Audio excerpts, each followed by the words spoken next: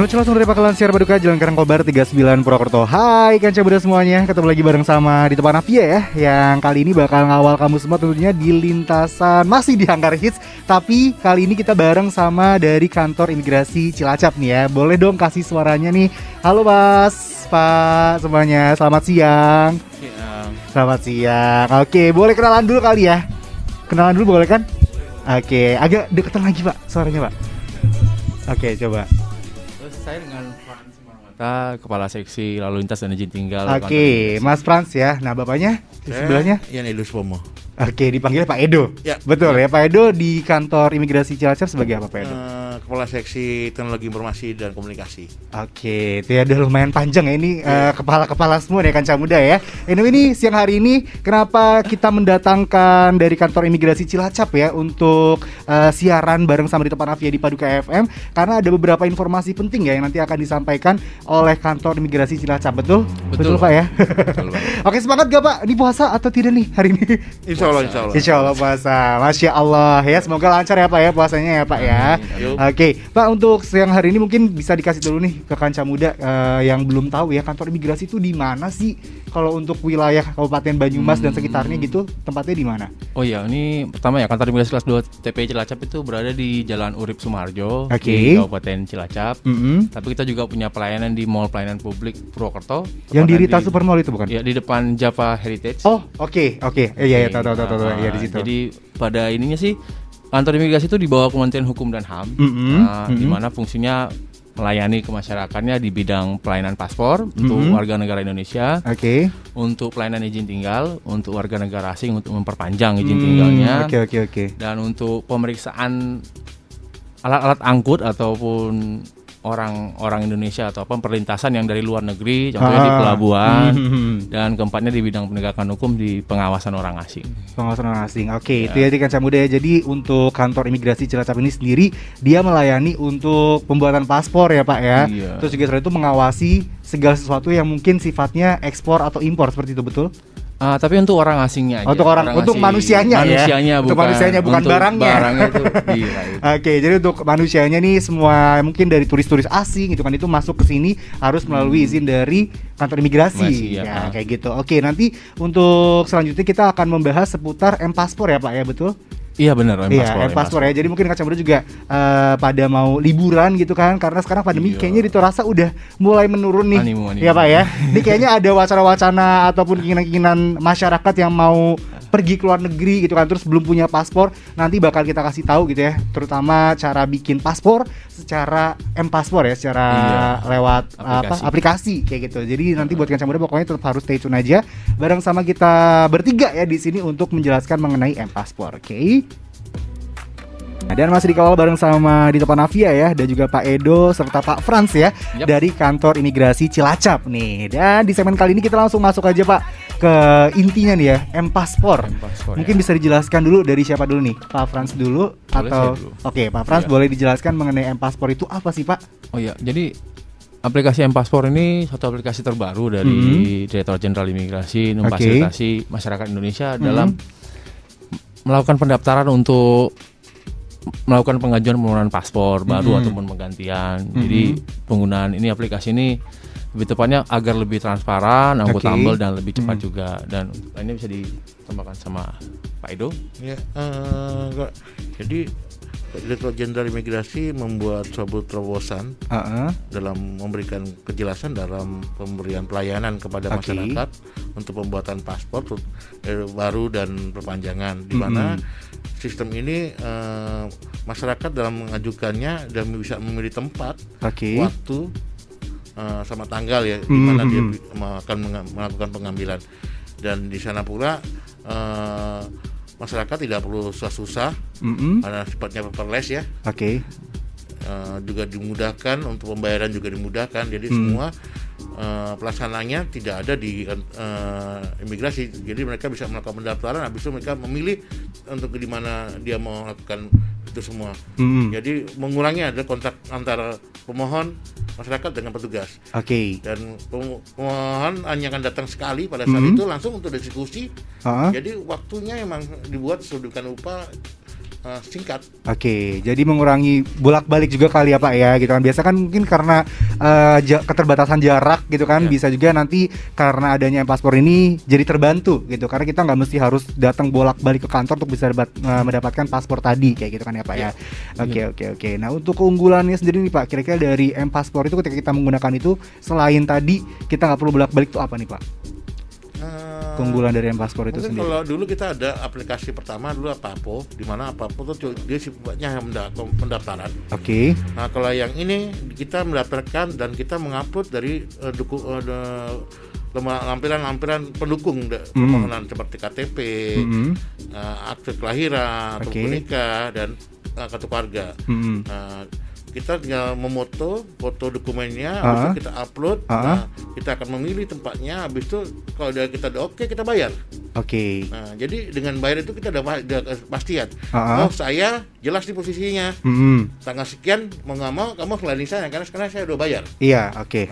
Kalau yang dulu belum, dilayani dulu baru bayar. Oh gitu, kalau dulu kayak gitu dilayani dulu baru dibayar. Kalau sekarang dibayar dulu baru dilayani kayak gitu. Iya betul. Oke, siap. Jadi nggak ada lagi kayak antrian-antrian gak jelas mungkin ya gitu ya Pak ya? Tidak ada lagi, jadi udah ada tentukan jam sekian ada kosong jam sekian. Nah, mau nggak mau jam itu ada milik kamu. Oh oke. Nah Pak, kalau Dito mau tanya nih, kalau misalkan tadi kan berarti memang harus on time ya, ketika memang udah dikasih slot nih di jam segitu gitu kan. Nah ketika pemohon itu di jam segitu berhalangan, apakah bisa di reschedule atau kayak gimana nih Pak? Ada di dalam aplikasi ini ada banyak fitur ya. Oke, ada fiturnya. Salah satu fitur ada reschedule. Reschedule tadi. Reschedule-nya itu H-1. H-1 ya. Jadi emang harus sebelumnya itu diperkirakan bisa apa enggak nih besok. Kalau nggak bisa mending di reschedule aja kayak gitu ya betul. Pak ya. Oke, siap. Kalau misalkan kasusnya dari di hari H nih, baru ternyata dia sadar, aduh nggak bisa datang nih, kira-kira gimana tuh Pak solusinya? Kalau misalkan ada kejadian seperti itu. Ya dengan bermohon maaf, karena emang harus saat itu juga dilakukan. Oke, berarti mendaftar ulang lagi atau kayak gimana? Iya, Pak? mau tidak mau. Oke, itu ya. Jadi Kancah Muda ini harus antisipasi juga, walaupun mungkin ini dimudahkan, tapi kita juga harus tetap harus tertib gitu ya Pak ya. Ketika memang sudah dijadwalkan untuk datang ke kantor, ya harapannya pada saat hari itu ya kamu harus mengosongkan waktu gitu ya, supaya kamu bisa datang ke kantor gitu. Karena kalau misalkan nggak bisa dan tanpa konfirmasi, ya mau nggak mau kamu harus mengulang lagi dari awal kayak gitu. Oke, paham. Oke, next Dito mau tanya juga nih Pak, untuk dari aplikasi M-Paspor ini bisa diaksesnya tuh di mana? Iya, mungkin pertama ya, aksesnya untuk aplikasi M-Paspor dapat di-download di Play Store. Di Play Store ya. Dan juga di App Store juga, ya, buat pengguna iOS ya. Penggunaannya. Dan mungkin saya tambahin tadi Pak Edo bilang, kenapa kita bilang ini transparan, akuntabel, dan cepat. Transparan adalah Anda bisa milih waktu dan jamnya. Akuntabel adalah situ akan tertera biayanya pastinya. Oke, ya jadi nggak ada yang bilang buat paspor tuh sekian gitu kan. Dia pasti telak dong gitu kan. Situ akan tertera ketika habis mendaftar, harganya Anda bayar 350.000. Oke. Cepat karena Anda melakukan upload data-data, di mana data-data tersebut akan masuk ke sistem kita juga secara langsung. Jadi tidak seperti dulunya petugasnya melakukan scan secara manual. Jadi itu bisa di-download di Play Store dan di App Store juga. Dan ikutin panduan-panduannya, yang pasti harus punya email harusnya. Punya email ya, iya. Karena di situ zaman sekarang harus pada punya sih Pak kayaknya. Kalau nggak punya kayaknya nggak bisa mengakses apapun deh. Ya, karena situ ada dibutuhin tentang itunya. Nanti akan ada panduan-panduan tentang nama, nick segala macam ya. Ikutin aja panduannya gitu. Nah, mantap ya. Nah, jadi tadi tuh M-Paspor sendiri tuh tujuannya untuk menghindari pungli juga kali ya Pak ya. Karena kan tadi kita base-nya semuanya by sistem kayak gitu ya. Jadi sudah jelas, sudah transparan, tidak akan ada lagi yang mungkin hal-hal yang tidak diinginkan gitu ya terjadi, entah itu ngantrinya terlalu lama lah atau yang lain segalanya kayak gitu. Ya benar, itu kan akuntabelnya kan karena situ ketika kita mengajukan akan ada keluar biayanya dan biaya itu dibayarkan yang bersangkutan langsung ke bank ya, atau bisa Topet ataupun Alfamart ataupun ke kantor pos. Dan jelas harganya udah sampai di situ, udah jelas ada transaksi gitu ya. apapun. Dan tentang misalnya tentang reschedule ya, itu ada jamnya, berapa 1 jam antara jam sekian. Jadi kan yang kita masyarakat kan pasti tahu dong kalau mau buat saya rencana kapan, tanggal berapa, ya kan, jam sekian, jam berapa, dia akan punya waktu. Tapi untuk sehari itu kita sih fleksibel ya. Misalnya janjinya jam 9, kita jam 9, kemudian yang bersangkutan nggak bisa datang jam 9 pagi, misalnya jam jam 2 siang sepanjang kantor kita masih buka ya kita tetap layani dong. Pasti tetap juga, jadi nggak kaku di situ juga. Baik. Tapi kalau melakukan perubahan tentang berubah harinya ya mungkin H-1.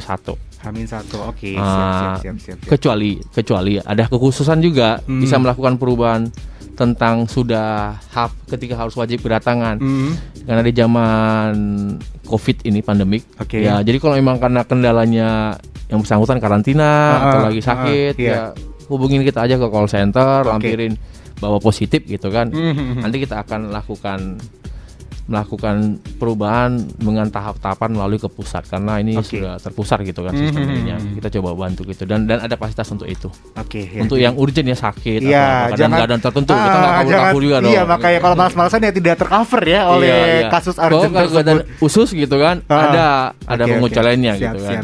Siap. Jadi tadi sudah dijelaskan cukup jelas kalau menurut Dito ya dari Pak Frans dan juga Pak Edo mengenai aplikasi dari M-Paspor ini kayak gitu ya. Nanti mungkin di segmen selanjutnya kita akan membahas lebih dalam untuk cara-cara atau langkah-langkah membuat M-Paspor yang akan langsung dijelaskan oleh Pak Frans dan juga Pak Edo. 100,6 FM Paduka The Real Hit Station. Masih dikawal bareng sama Dito Panavia ya, tentunya Kanca Muda, dan juga bareng sama Pak Edo dan juga Pak Frans nih dari Kantor Imigrasi Cilacap ya.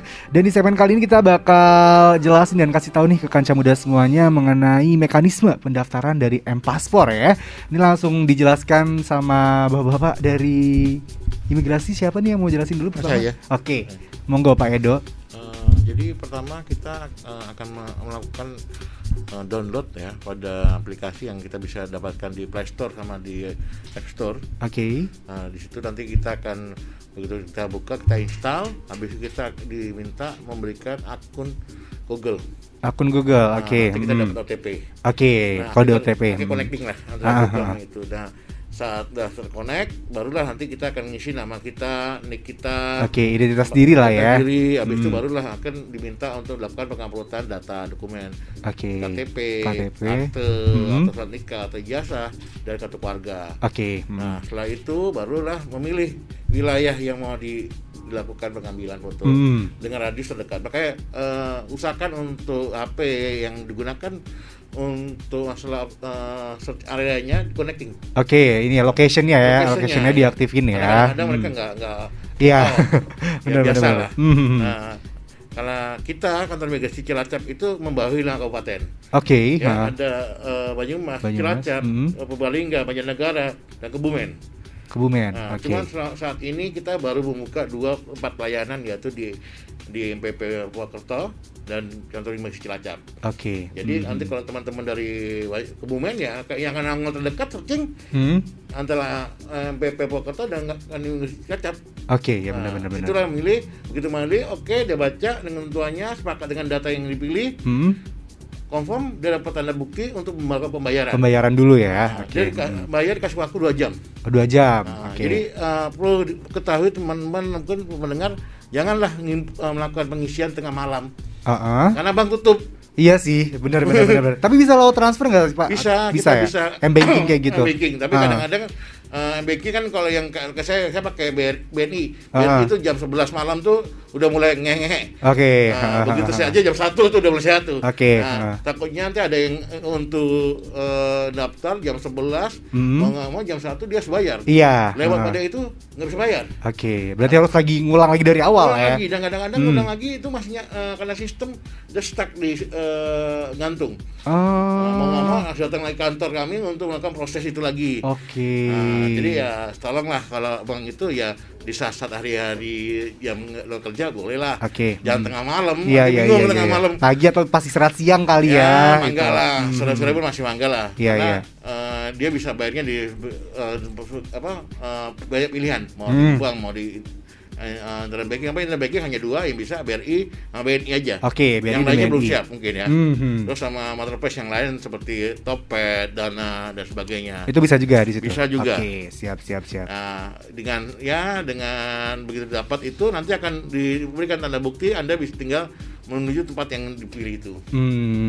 Oh iya Pak, nih misalkan nih ada case berarti kan tadi kantor imigrasi Cilacap itu membawahi Kabupaten Banyumas, Cilacap, Kebumen, Purbalingga, Banjarnegara ya.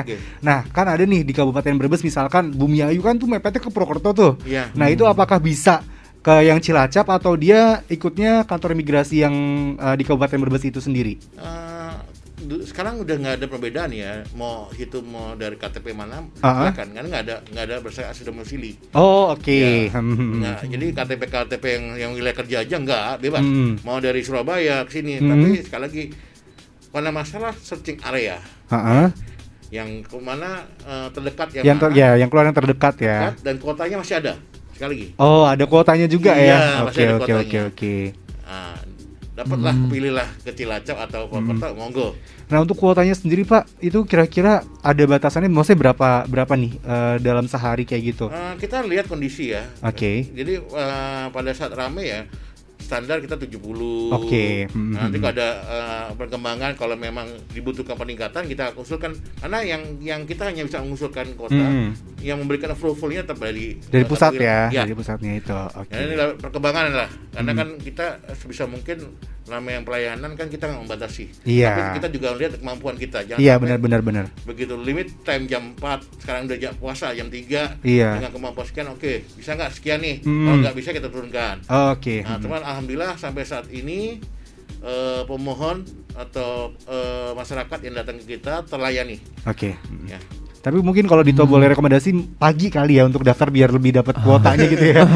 Jadi nggak usah khawatir juga tentang kuota. Kita punya perkiraan kuotanya berapa dan punya kelebihan. Jadi sekarang ini kita membuka kuota 100 ya. 100 di Cilacap, di Purwokertonya 20. Kita punya pertimbangan berdasarkan flow-nya per hari. Tapi kita kasih tambahan. Jadi saya sangat yakin tidak ada masalah dengan kuota.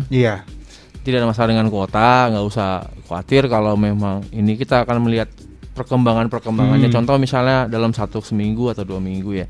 Misalnya kan 2 hari ini full terus nih gitu kan, atau sampai minggu ke depan kita akan try to open gitu. Penting masyarakat ini terus zaman sekarang kita akan menggunakan prokes yang ini ya. Bener-bener. Jadi seperti tadi juga mungkin menambahin dari Pak Edonya ya.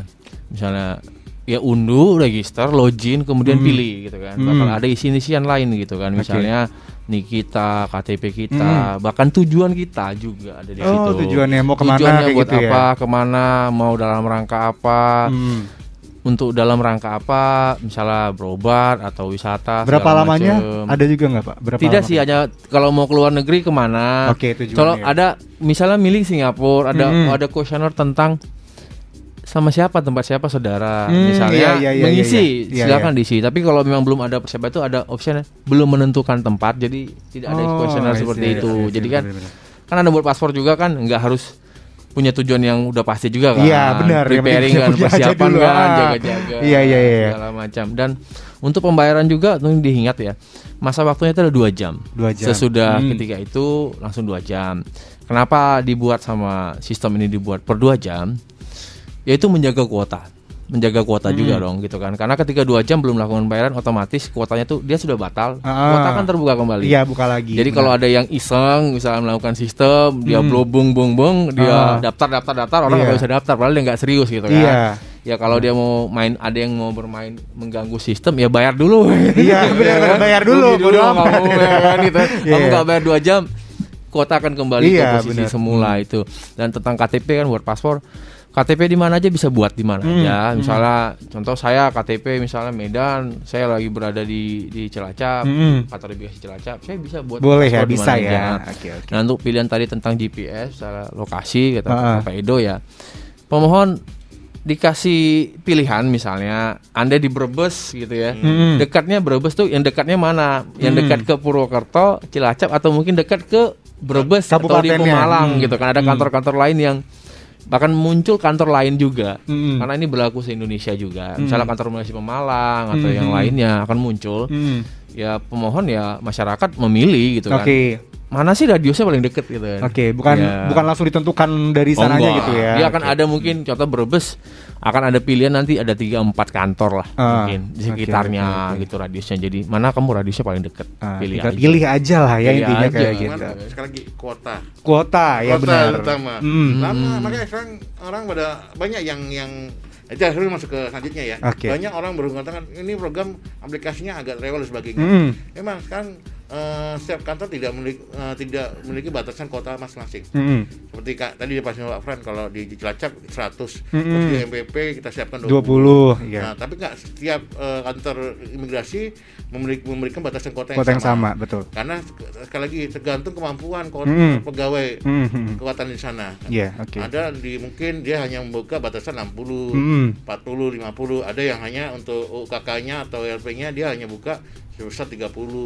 Nah, kalau kami dari awal komitmen kantor imigrasi Cilacap memberikan pelayanan terbaik. Karena kita udah alhamdulillah tahun 2019 kita dapat WBK, sebisa mungkin kita dapat tahun ini mulai BBM kita bukalah pelayanan sebaik mungkin. Untuk jangan sampai pemohon datang kita tolak atau gimana. Sebisa mungkin mereka kalau datang pun yang kita layani. Kalau memang nanti dalam prosesnya pemohon tidak bisa melakukan pendaftaran atau bingung, bisa datang kantor. Bisa ya langsung ke kantor ya. Kalau bingung bisa datang ke kantor imigrasi, bisa datang ke MPP ya. Ya, nanti kita akan bantu proses itu. Jangan khawatir tentang aplikasi. Memang aplikasi butuh waktu ya untuk masyarakat belajar juga. Gitu kan. Belajar dari awal lagi. Ada yang cepat update, ada yang agak sedikit gitu, lambat. Jangan khawatir. Ada tim Pak Edo, ada dengan timnya juga. Nanti siapa yang datang belum daftar paspor akan dilakukan pembantuan juga sama Pak Edo. Nanti tinggal bilang aja kali ya minta dibantu kayak gitu untuk pengisiannya. Nanti kalau dia akan nanya sudah daftar paspor belum? Belum. Kemudian punya HP-nya mana? Tolong di-download segitu segala macam. Nanti kita akan lakukan itu. Siap. Kecuali kita mungkin melakukan hal-hal khusus juga, misalnya biar pemirsa juga tahu, misalnya untuk kelompok-kelompok yang rentan, yang kita bilang rentan, lansia, difabel, ibu hamil dan ibu bayi, secara direktur juga bisa tidak melakukan paspor, karena akan kita punya ruangan khusus untuk kelompok rentan ya. Karena kebetulan kita Kementerian Hukum dan HAM kita harus memberikan hak ajasi yang lebih juga kepada HAM-nya. Jadi memang secara ini ada ruangan khusus untuk lansia, difabel, ya kan, disability, terpisah ya Pak ya. Terpisah, boleh daftar paspor, nggak daftar juga bisa langsung ke khusus ya kan. Siap, untuk kelompok yang rentan itu khusus kan. Mantap. Oke, nanti di segmen terakhir mungkin kita akan lebih mempertegas lagi dan menjelaskan lebih detail lagi mengenai paspor ya dan yang lain sebagainya. So buat kamu jangan kemana-mana ya Kaca Muda. Dewa, satu musik bagus dari The Chainsmokers ya. Hai, baru aja meluncur kami dengar Kanca Muda semuanya. Dan masih dikawal bareng sama Rita Panavia dan juga bareng sama Pak Frans dan juga Pak Edo ya dari Imigrasi Cilacap nih. Oke Pak, di sore hari ini di closing statement ya, closing statement gak tuh bahasnya. Di segmen terakhir kita mau bahas, tadi kita sempat ngobrol juga ya di belakang ini di pas off air kita bahas masalah apa tadi ya, kendala-kendala gitu dan pergantian paspor kayak gitu kan. Nah mungkin bisa dijelaskan lagi secara detail mulai dari siapa nih, Pak Frans dulu? Boleh ya. Oke, Pak Frans. Mungkin saya pertama ya untuk paspor ya. Paspor itu bisa dilakukan untuk penggantian paspor baru dan penggantian. Penggantian biasa, bukan karena hilang atau rusak. Nah, untuk penggantian paspor hilang atau rusak, ya mungkin pada masyarakat sebelum datang ya, kalau hilang bikin surat kehilangan dulu dari kepolisian. Jadi ke kantor polisi dulu lah ya. Dan itu kalau rusaknya nanti juga tidak perlu surat kerusakan. Iya, makanya itu kalau rusak gimana tuh, harus pakai surat kerusakan juga tuh gimana nih? Iya. Ya kecuali dengan kondisi juga ada yang, tapi bakal ada biaya dendanya. Jadi tolong kepada masyarakat juga sangat-sangat menjaga baik dokumen negara atau paspornya. Karena paspor adalah dokumen negara. Kalau untuk paspor hilang dan rusak, dia akan dikenakan 101 juta loh. Hilang itu 1 juta. Oh iya. Kena dendanya 1 juta. Waduh, dan itu dari negara seperti itu. Pasporku masih ada nggak ya? Rusak 500.000 ya. Jadi untuk itu. Nah, yang lainnya adalah yang mungkin satu lagi juga seperti tadi kita bicara ya, mungkin banyak masyarakat paspor itu bukan perpanjangan ya. Paspor itu penggantian. Nah, bedanya kalau perpanjangan itu sebelum itu harus datang dulu. Jadi penggantian nggak usah khawatir juga. Kalau memang belum ada rencana, paspornya sudah habis berlaku tahun lalu ya. Kalau memang belum ada rencana ya bisa di situ. Jadi untuk penggantian datang langsung. Penggantian karena hilang atau rusak datang langsung. Ya kan? Nah, untuk tujuan juga untuk bekerja PMI ya. Untuk PMI yang baru pertama kali itu tidak perlu paspor. Nggak perlu. Dia langsung datang saja. Karena itu biayanya Rp0. Nah, negara untuk PMI yang baru bekerja, PMI ya, yang punya syarat-syarat lengkap gitu ya, punya rekomendasi dari Sinaker, itu biayanya Rp0 kok. Oke. Jadi tetap ada ininya ya. Iya, tidak ada dikenakan biaya cas sama persyaratannya lengkap. Jadi mungkin closing statement saya ya aplikasi ini mungkin masih baru, kita coba belajar dan kita juga masih coba mengembangkan. Jika ada permasalahannya juga kita sudah mengembangkan lagi, memperbaiki kesistemannya agar lebih memudahkan masyarakat juga pastinya. Dan kedua adalah pastikan kembali syarat-syarat kita itu keabsahannya, tidak ada perbedaan data juga. Dan ketiga tujuan kita juga, dan ya mungkin saya mengingatkan pastikan dulu kalau ada yang mengajak berangkat ke luar negeri tujuannya apa, pastikan kembali dong gitu ya. Ya ada yang menawarin apa, misalnya bekerja ataupun yang lain-lain. Kerjanya apa gitu ya. Siapa, ada ininya enggak, ada rekomendasinya dari kan. Silakan untuk keselamatan kita sendiri juga gitu kan. Kita menghindari hal-hal yang tidak baik buat kita juga ya kan. Ya mungkin kalau yang masih remaja ya kasih tahu orang tuanya juga dong. Iyalah, jangan asal pergi kan, aja gitu ya Pak ya. Kabur aja lagi nanti bahaya nih. Mungkin dari saya sih itu yang ya itu aja untuk saat ini. Mungkin Pak Edo tambahan Pak Edo. Mungkin sedikit nambahin terkait tadi bahasanya memang kita untuk paspornya untuk dua hal yang utama ya, itu pengajuan paspor baru dan penggantian. Terkait untuk hilang itu memang membutuhkan surat keterangan dari polisi. Rusak itu ada dua item. Rusak karena bencana alam. Kelalaian sendiri itu ada biayanya. Makanya tapi surat semua butuh surat. Kalau seandainya bencana alam, dari dinas terkait mengeluarkan surat pernyataan bahwa terjadi bencana alam. Contoh longsor, banjir dan sebagainya. Karena awal mulanya itu kenapa itu bisa keluar pada saat banjir bandang yang terjadi di Bekasi dan Jakarta itu banjir bandang pada 2019 2018 keluar itu ketentuan. Kalau namanya bencana alam ya ngapain diminta lebih. Tapi ada surat pernyataan bahwa yang bersangkutan kena bencana alam. Kalau kayak kebakaran itu Pak gimana? Itu masuk bencana alam ya? Tergantung pemerintah daerah berani menyatakan nggak ada bencana alam. Kalau nggak berani, iya. Berarti benar setuju. Iya. Karena takutnya yang kebakar rumah kita doang. Yang lain enggak gitu. Enggak gitu kan.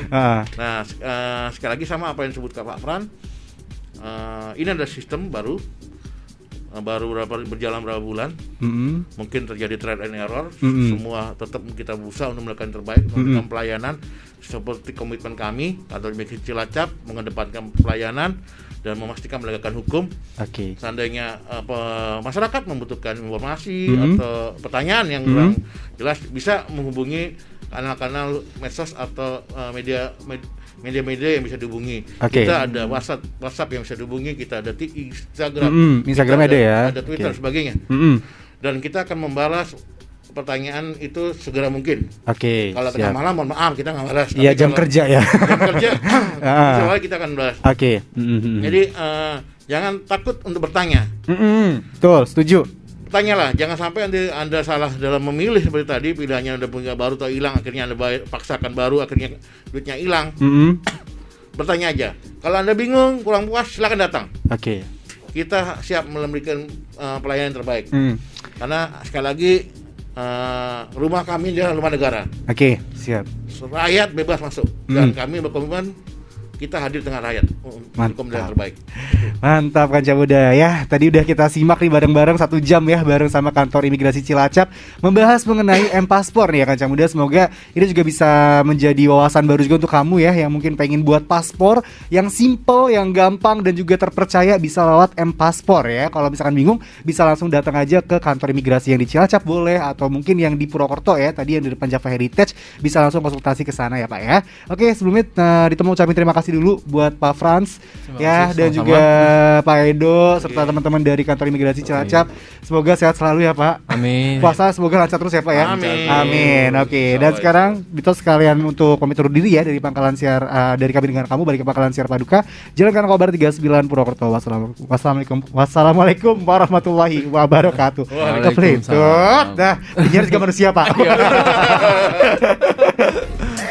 I got a condo in Manhattan. Baby girl, what's happening?